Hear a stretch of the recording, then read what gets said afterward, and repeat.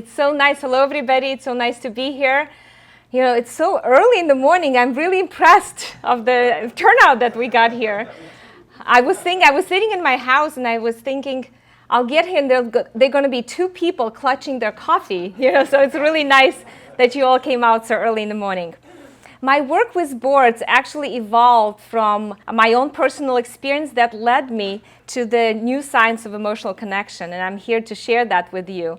A little bit of background: about 15 years ago, I served on a private company board with highly intelligent people. And at that time, I had about 15 years of business experience building electronic manufacturing companies, hiring people, training people, building teams, defining processes, and making decisions. So I was pretty confident. But I couldn't believe how completely useless and incompetent I felt when some of our board directors would get into these awful fights with each other.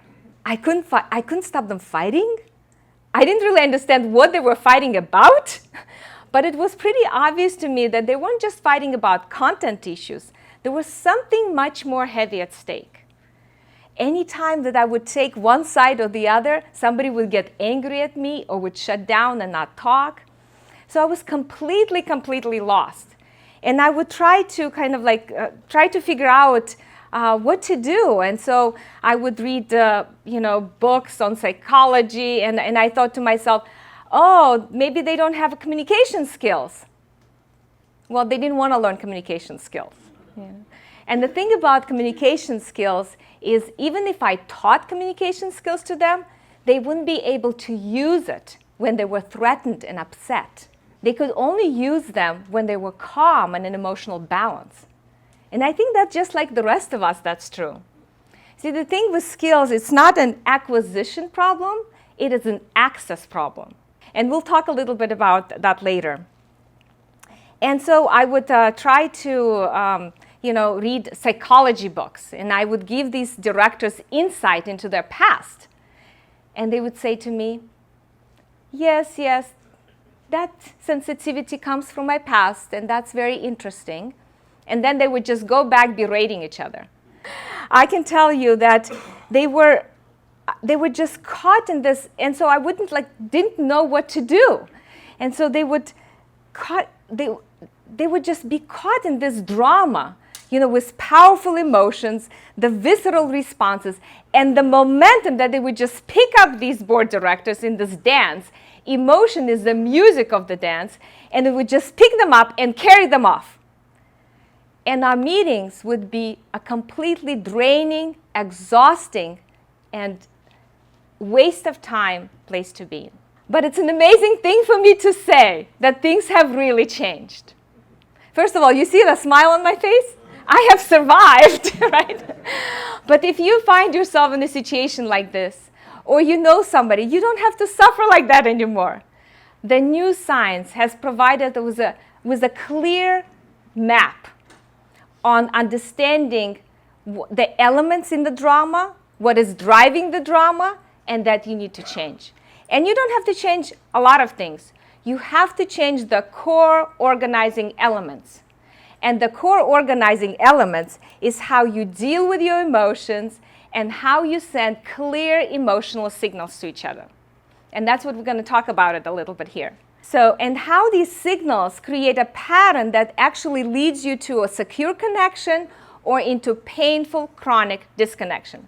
And by the way, you don't have to be on the boards. Anything that I'm going to tell you, it's going to help you with whatever role you play in.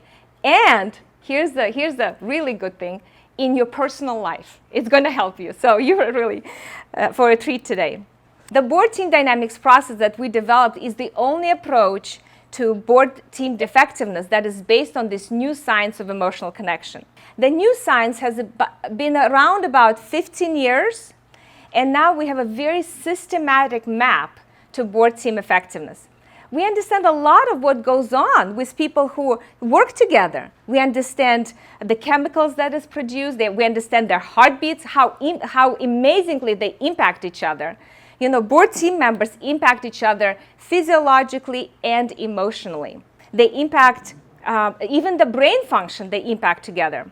So we understand how important these bonds are for team function. We understand that we have a need for emotional connection.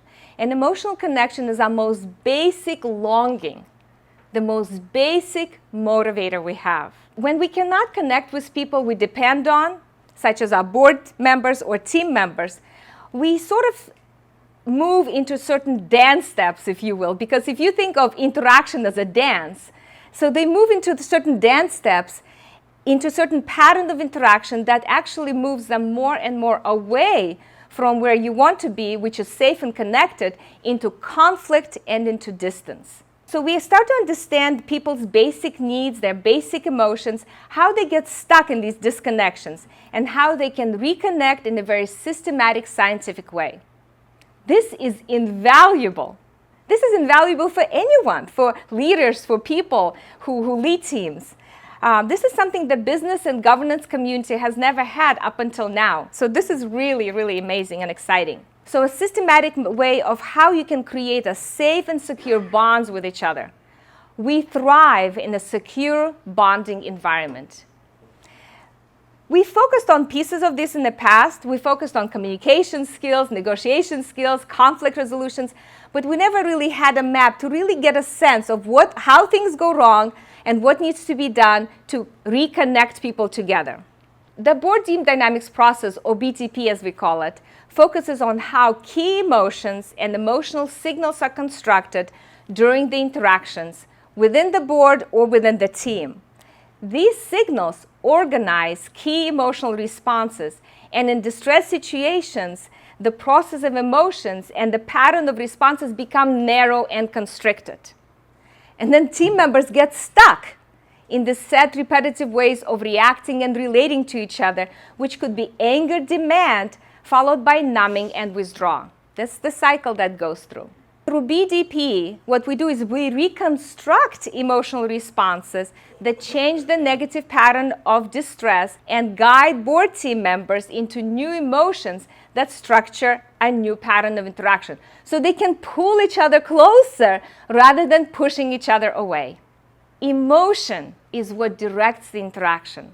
It literally moves all of us in very specific ways. Emotion comes from the Latin word immover, means to move. So it is supposed to move you to action, but it's fast.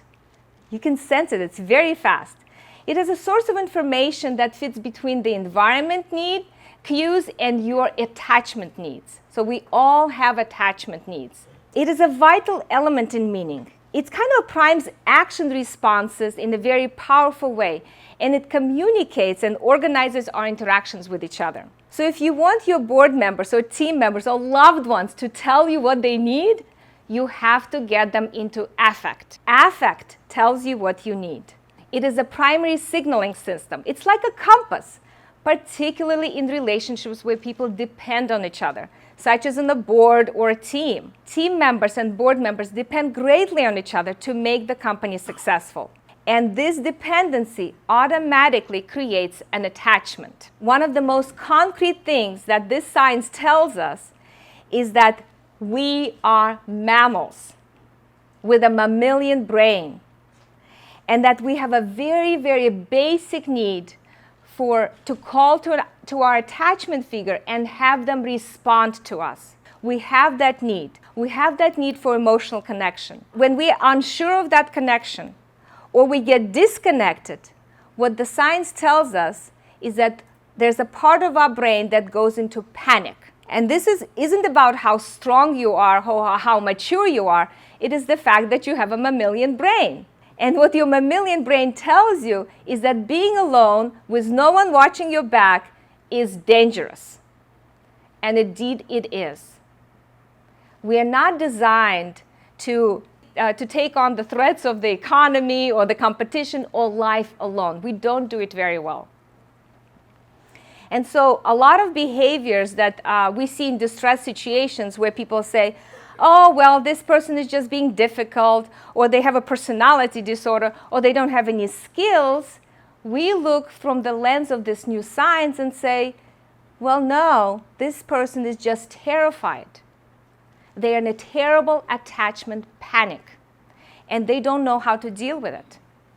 So they deal with it by perhaps by getting angry, which pushes people away, right? Or they deal with it by shutting down, which also pushes people away. So we have this science that tells us that emotions are contagious. If you're feeling stressed, I guarantee you, people around you who work with you, they will sense your stress. If you're feeling calm, you'll be able to co-regulate other people's emotions. This is how impactful we are to each other. An emotion is only intimidating if you don't know how to work with it. So we're going to do an exercise, okay? Early morning. I would like everyone to find a partner. Okay, everyone has to have a partner. So I would like you to do two things with your partner. Right. The first thing, I would like you to think of a business-related situation that you got triggered. Perhaps an email you received, or somebody said something, or maybe you found out something. It doesn't have to be current or a long time. That is something that you remember. That's the first thing. The second thing, I want you to identify the emotion that came for you, that came up in that moment. So your first thing is business-related situation. The second, the emotion that came up for you at that moment. And I want you to share it with your partner. We don't have a lot of time. 90 seconds. Please, go.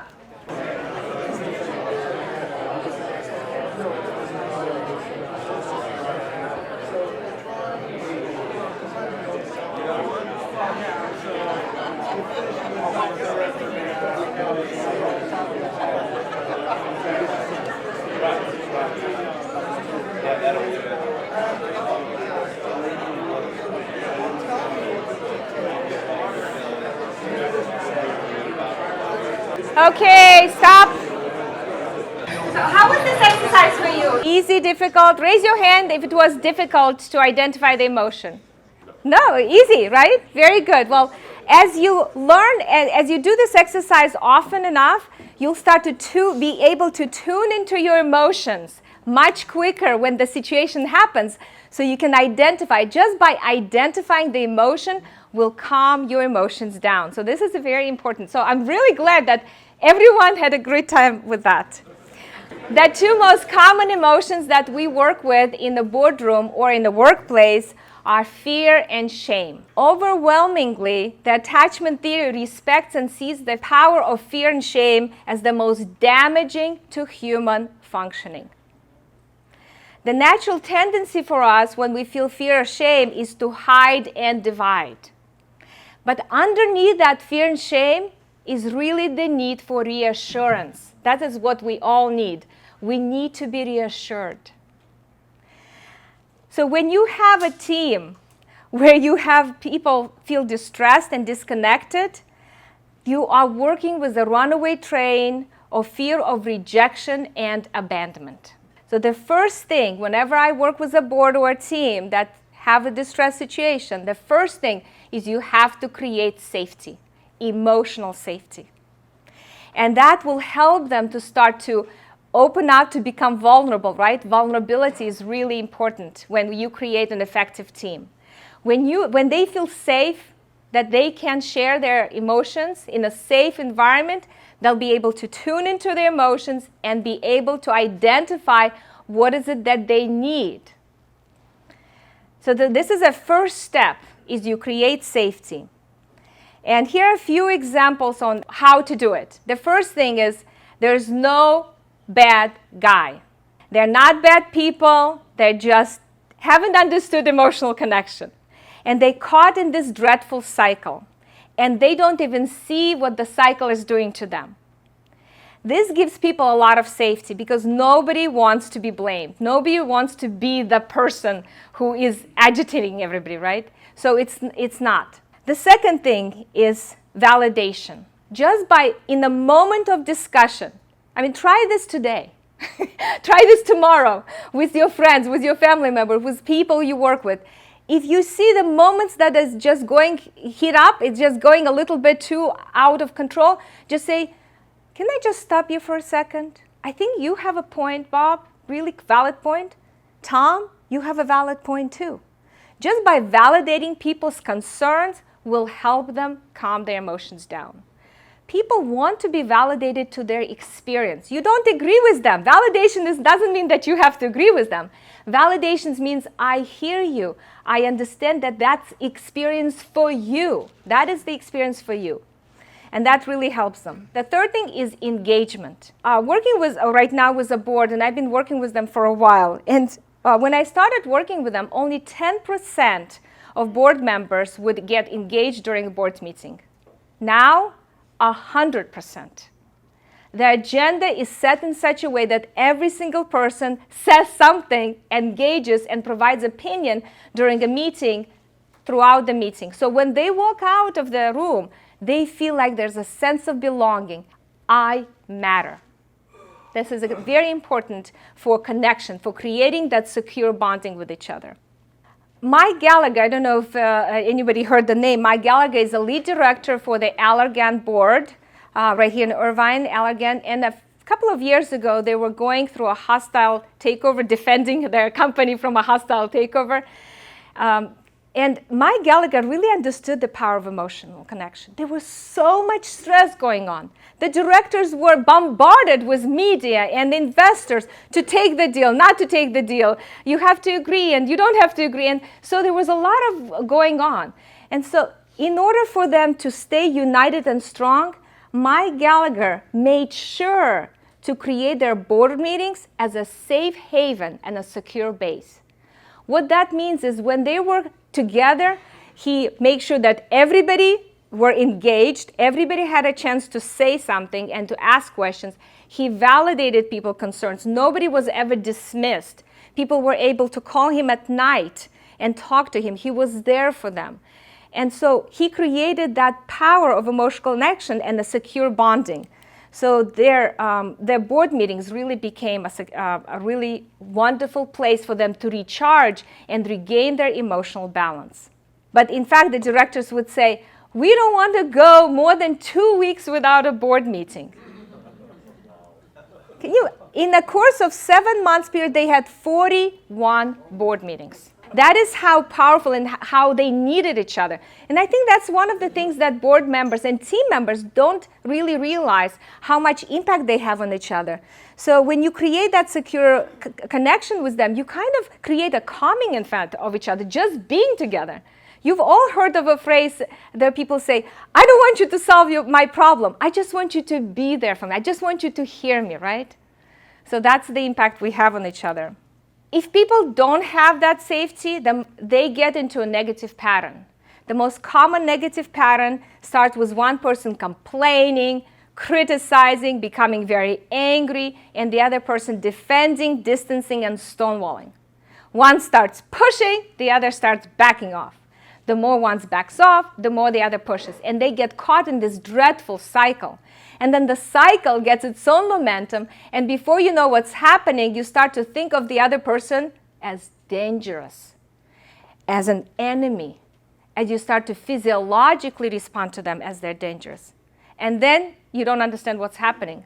You were just friends, and now you're enemies, right? This is because of the negative cycle. And we have experiences, an example of this all the time in the corporate arena. Very painful experiences, very detrimental to the company's success. I wish they knew about the cycle because it was really saved them personally. It would be very sad, very painful. Men's Warehouse. The board and the CEO, George Zimmer, would get caught in these negative patterns with each other and would react with anger, demand, attack, followed by numbing and withdrawal. This created a huge disconnect for the board and Zimmer. And then they saw each other as enemies, and then the board fired Zimmer. Very painful experience.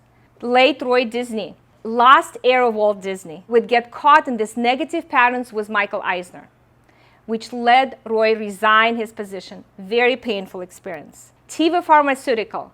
These negative patterns led the board to first lose their CEO and then the chairman. PIMCO, first losing their CEO and then the founder. Ferrari chairman quits after a clash with the CEO, all because of negative patterns. And the list goes on and on and on and on. Here's just a few examples. Starwood and Transocean and Honda. You see, if you can't tune into your emotions and understand what is it that you need and send clear emotional signals to each other, and most of us can't do that unless we have seen it done in our families or in our professional lives, and we have experienced it before. If you can't do that, the chances are you're going to either freeze up, because that's what we do when we get scared, we freeze up, or we're going to go into the mode of flight, leave the company, right? Run away, walk away, or fight. We're going to get aggressive, or we're going to say, oh, so you're not talking to me anymore? Well, you know what you can do? You can go to hell because you're so difficult, right? And what we're really saying underneath that, what we're really saying is, I'm getting really scared because I can't connect to you. The other person doesn't hear that. And so it gets into this back and forth arguing. Emotion is also the most powerful thing in your board function, team function. One of the things that makes a team effective is when everyone participates, engages in discussions, provides feedback, and addresses challenges together. See, the key word is together. That's what makes the team effective, together. All of this is possible and doable when people feel safe and connected. But I want you to think about this one. You're all professional people here. You're all very competent, confident. Put yourself, think about this. I'm going to ask you for some ideas. But before I do that, I'm going to put you high up on a cliff, about 1,000 feet above the ground. You're going to be sitting on a very narrow ledge, about 2 inches wide, with your feet dangling over the cliff. Okay? I want you to feel the breeze between your toes. Okay? You getting it? Are you sitting on the cliff? Now, as you're sitting on the cliff, you look across the canyon and you see the rest of your board, the rest of your team members are sitting comfortably in big, fat armchairs. And they're not with you at all. But you are sitting on the cliff. Are you going to provide me with ideas on how to move the company forward? Right. That's not going to happen. See, the thing about the brain function is it's not about whether you got ideas. It is whether you can access those ideas in the time when you're feeling stressed. If I'm on a cliff by myself on the edge with my toes hanging in the wind, you must be kidding of expecting me to provide you ideas, right? I'm terrified with anxiety and stress. My body, my brain is not going to function like that. Physiologically, we're not built that way. If you look at the brain function, you'll see that the prefrontal cortex, right there on the very top, that is responsible for thinking, planning, decision-making process, does not have direct connection to the emotional region of the brain, which is right here, the amygdala. But the amygdala has massive connection to the all brain functioning, including the prefrontal cortex. What this means is that although it is very hard for our thoughts to manage and control our emotions, it is very easy for our emotions to control our thoughts. And so not only our cognition slows down when we get anxiety, when we get stressed, our social skills diminish. It becomes very difficult for us to be empathetic to each other. It has become very difficult for us to really hear what the other person is saying. It is very difficult for us to focus.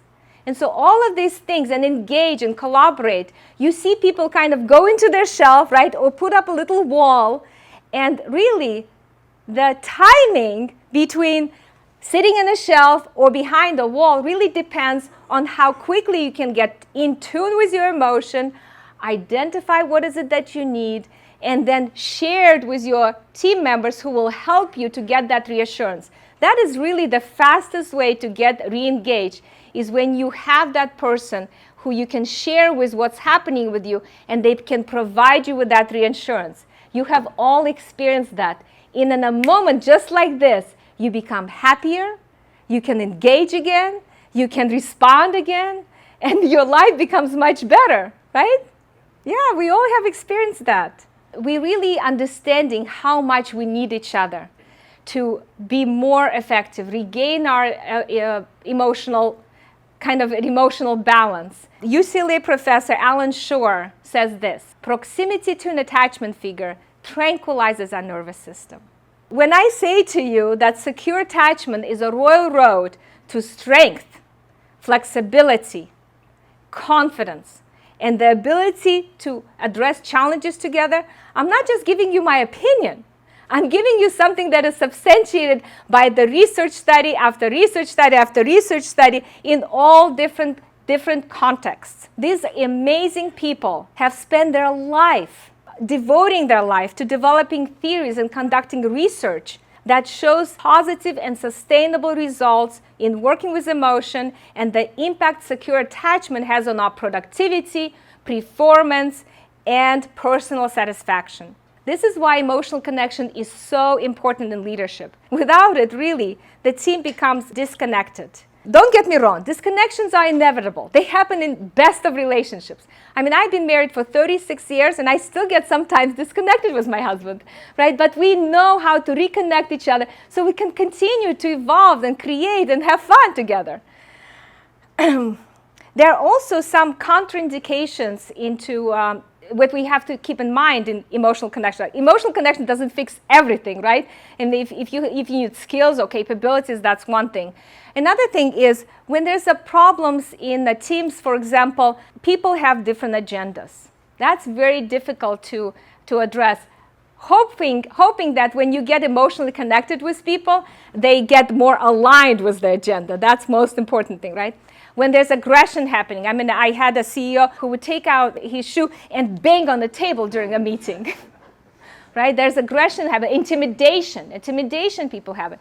And that's one of the things. First, you have to create safety, and so you address that first before you ask people to be vulnerable with each other. Then the third thing is addiction. I mean, we all know American Apparel, for example, the CEO had an addiction where he would take pictures and really be a bazaar for everybody. So that's a really difficult situation. So you don't just can't keep in mind that these are extreme things. So once you have a team aligned, once you have a board aligned on the same focus, then emotional connection becomes very powerful. So let's do part 2 of the exercise. Okay? If you want to get back to with the same partner, please. Okay? We do this very quickly. Quickly, we need quickly. Okay. So you've identified that situation, the business situation. You've identified the emotion that came up for you. Now, what I would like you to do, I would like you to identify, what did you do in that moment to protect yourself? Did you freeze up and shut down? Did you flee, walk away, or did you fight and attack? Okay? So I want you to say, and when you say it quickly, retell the person what was the situation, the emotion, and then what did you do to protect yourself? Okay? 90 seconds. Go.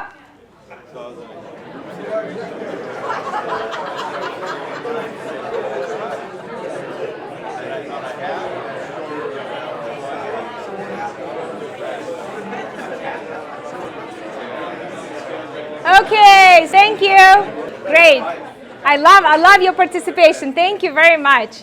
So raise your hand if the way you protected yourself was to shut down and freeze. Raise your hand if you protected yourself to walk away. Okay. How about if you decided to fight back? This is how you protected yourself. Okay. So you get the idea. So again, by doing the exercise, just being aware of what you do to protect yourself will help you to manage and be understanding and be able to tune into your emotion and maybe ask for what you need. And so instead of walking away or freezing up or fighting, okay, that will create your connection. Let's move on.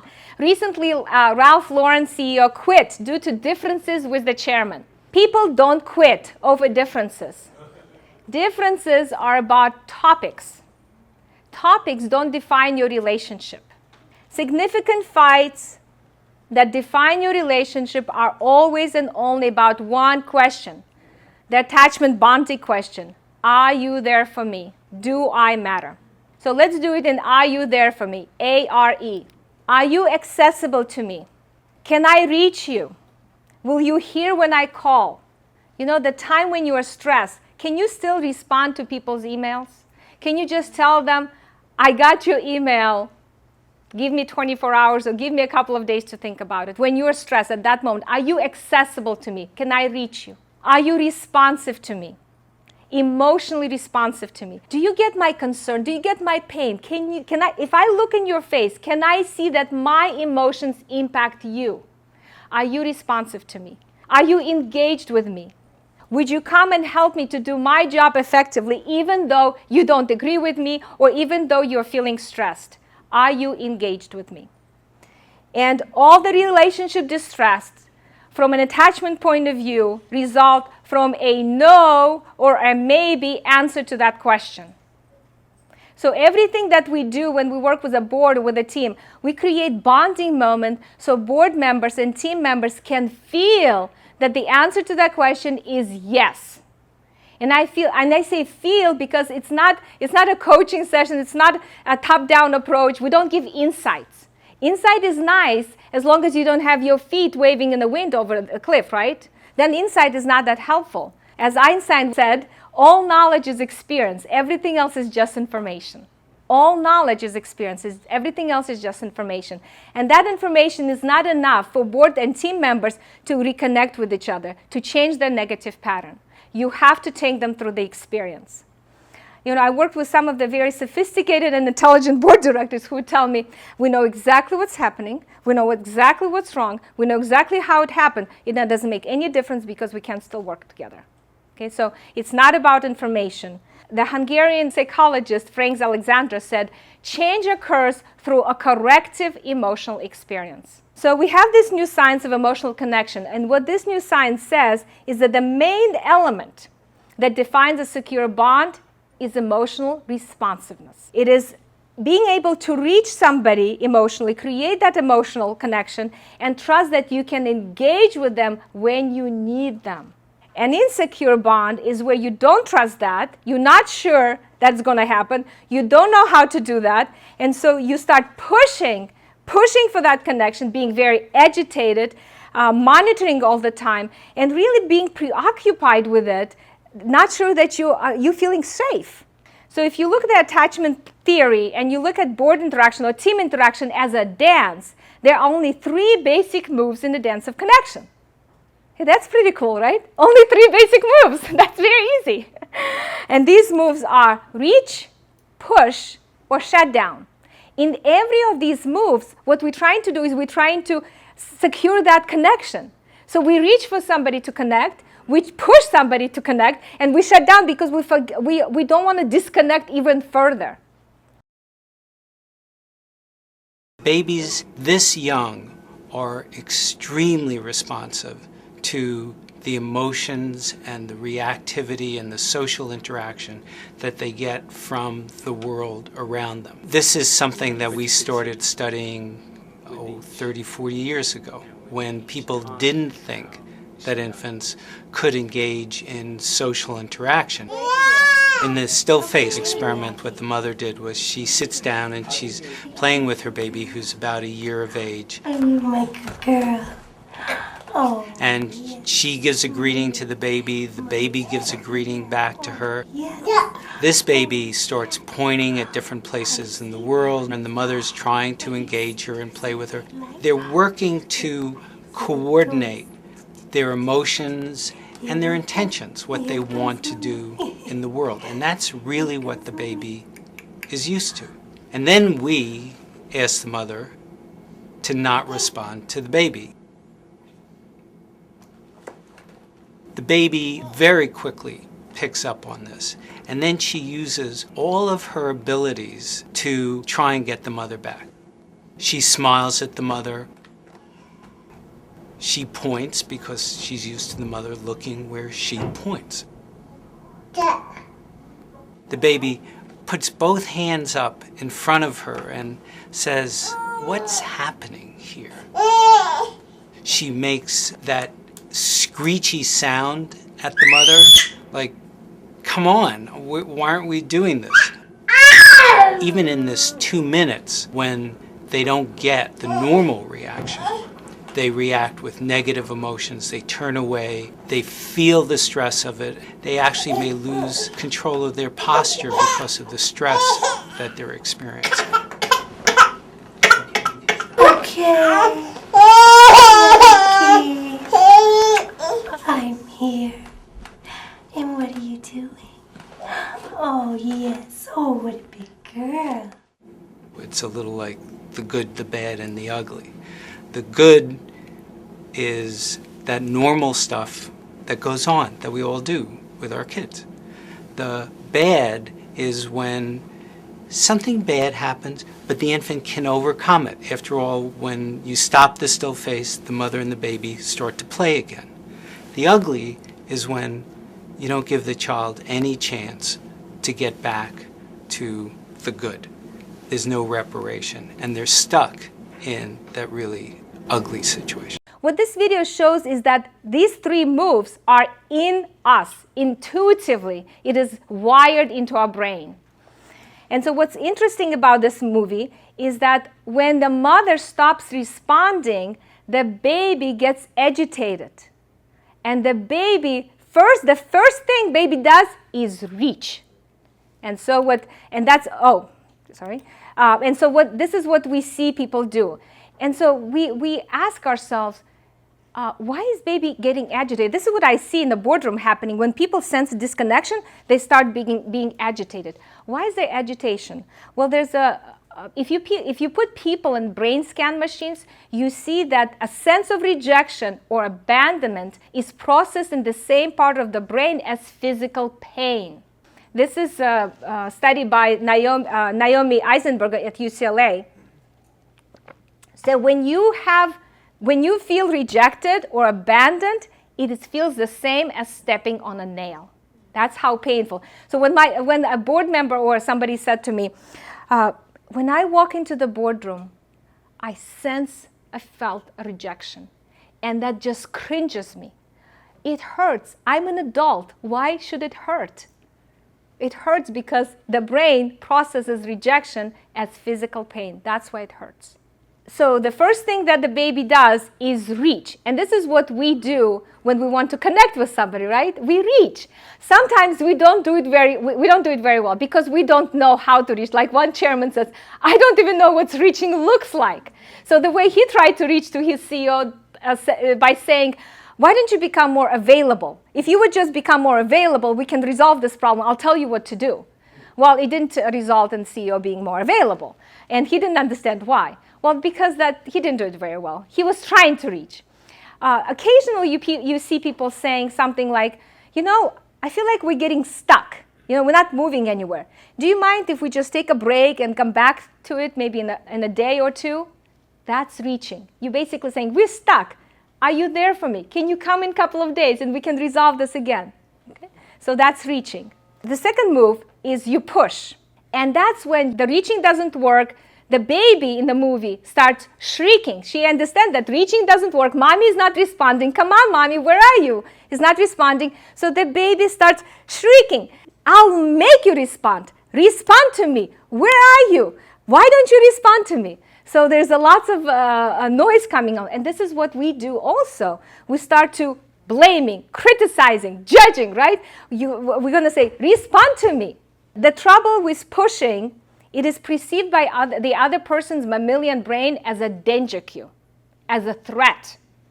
And so where you're trying to pull people closer to you, you're actually pushing them away.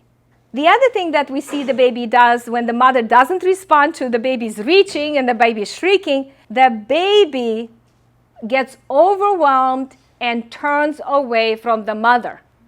It turns away and shuts down in order to shut down her emotions, in order to somehow change the situation. And this is what we see have people do. The tricky part with that one is that in a board team relationship, when you shut down, you shut the other people out. And that is a threat. Again, that's like abandonment, right? You disappear, you're not available. And this is actually what led the late Steve Jobs to be fired. Not that he wanted to be fired, but whenever he would get overwhelmed with emotionally, he would shut down and he would not speak to his directors for days and weeks. And they would get very distressed and panicked. And he didn't know how to turn to his directors, nor did his directors knew how to deal with their emotional panic. So they would get caught in this terrible negative pattern that would look something like this. And this is the first stage, is to identify what each person is doing in your team that contributing to the negative pattern. So jobs would get overwhelmed and shut down. This would trigger directors and make them upset and distressed. They would come back to the board meeting. They want to reach to right with jobs, get connection, but instead, because their reaching would be fueled by anxiety, they would push for connection, criticizing, judging, blaming, which would trigger jobs to defend, distance, stonewall, which increase his emotional stress, gets him overwhelmed, and he would shut down again. So the cycle would repeat over and over again until they got so much distance between them that they saw each other as dangerous, as enemies. And then they fired him. Very sad. The BDP, I'm not going to go into detail of this process, but BDP consists of 3 stages and 9 steps. Basically, the process moves from identifying the current pattern of interaction to changing the way people deal with their emotions so they can tune into their emotions, change the emotional signals they send to each other, and then so they can be more supportive, the interaction becomes more supportive and reassuring to each other, so they can move into the positive pattern of interaction. The process is quite systematic. It is quite specific. The skills that we use are very specific, and it's a very collaborative process. We don't do something to the board or to the team. We work with them. People teach us about how they interact and what's happening in them. So if you look at the interaction as a dance, the emotion is the music of the dance, and the fastest way to change the dance is to change the music. You can't teach people to dance a waltz if there's swing music, right, is playing. And if you don't change that, lots of luck of doing other things changes, because emotion is really going to be underlying swinging of what they do in their interaction with each other. So you start to understand the process. You start to understand that your goal is not just to make people be nice to each other. It's not just having fun. It's really creating the bonding moments where they can create that secure connection with each other and feel like they are safe together, emotionally connected. I recently saw this commercial. It's about seat belts. And what's great about the commercial is the seat belt is really like your team. If you have a great secure bond with each other, in the moment of distress, as your team is kind of working together, riding in a bus, right, looking at all the different opportunities, if something hits you, you can be there for each other to kind of catch yourself and get back to that emotional balance. So you can keep your focus on the road, on the goal, on the company. And that's the whole thing. When you're sitting on the cliff, you are thinking about yourself. When you're together, you are thinking about the company.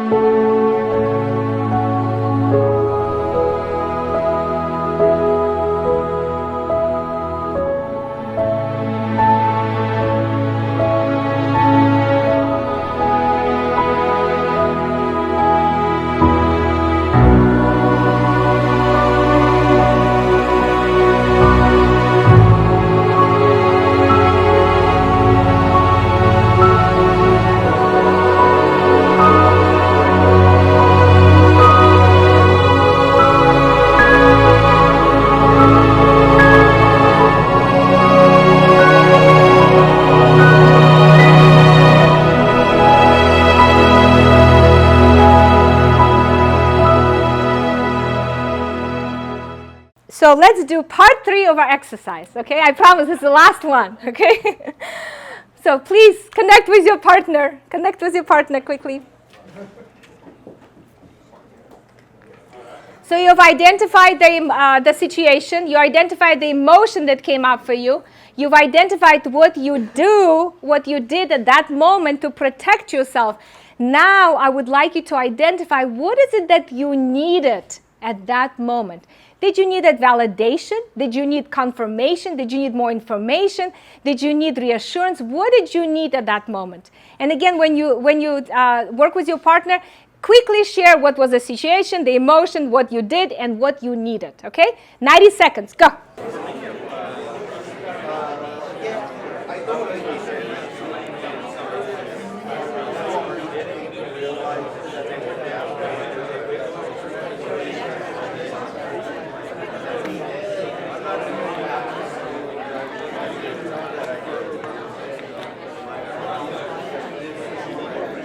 Okay, thank you very much. Please tell your partner thank you for being your partner. Please tell your partner thank you. By doing this exercise over and over again, you start to see the pattern of your attachment needs. We all have attachment needs. And you start to see the pattern of attachment so you can be more open and responsive in the moment of distress. You can turn to your board or a team member or somebody that you work with and say, this is what I need. I need reassurance, or I need something. Not for them to do something, to tell you something that you need, okay? So that's very important. As John Bowlby, the father of attachment theory, would say, emotional openness and responsiveness is what creates trust, safety, and secure bonding. And that's what we all need for us to be effective. So everything that we really do in BDP is moving people in that ability to be emotionally open and responsive. So when you get disconnected and feel panicked or afraid or something happening, you know how to address this emotional disconnection in the most effective, efficient way possible. And all the research shows that when you are able to do that, you are stronger as a person. You are more resilient to stress. You are less likely to get anxious and depressed. You learn faster. You pay more attention to the topics and able to focus and be engaged. You're a much more healthier human being, and you're a much more effective leader and team member. Creating an effective board or a team is like dancing a tango. I dance the Argentine tango. It's really different than a traditional tango because the Argentine tango, you have to improvise. Yeah, people know how to, right? You have to improvise. You have to improvise. And really, here's the, it's not me, but I wish it would be me. What determines great dancers from amateurs is that emotional connection. Is that be able to tune into your emotions and feel with your partner as you dance, so you can be in synchrony with it together, right? You are in the same. Daniel Goleman, who wrote The Primal Leadership and Emotional Intelligence, he said that when you are in synchrony with your team, you move in the same emotional channel. And that's what you want to do. However, to dance the Argentine tango, you have to have some basic moves. I'm not going to teach you, don't worry. But you have to have some basic actions. And the same thing with leadership. Leadership, you have to know how to create that emotional connection, but you have to have some basic moves. And I developed a few years ago, when I started my companies 7 years ago, I created a tool of these basic moves, and I called them B cards. And so these are 11 cards of really identifying the key behaviors, key actions that you need as a foundation before you start creating emotional connection, right? I also wrote a book, The Trust Maker. I have copies, check it out. When you approach leadership that is based on this new science of emotional connection, you have the most amazing arena for change. I see people change better when I work with a whole team than I work with individuals, because people make impact on each other, because they grow each other. That's how powerful it is. In conclusion, I just want to say we're not just social animals. We are homo vinculum. We are the ones who bond. So I hope you enjoyed this presentation. And if you have any questions, call me, email me, get on my LinkedIn, connect with me, sign up for a newsletter. And I think continue to learn about that power of emotional connection. Thank you very much. Thank you.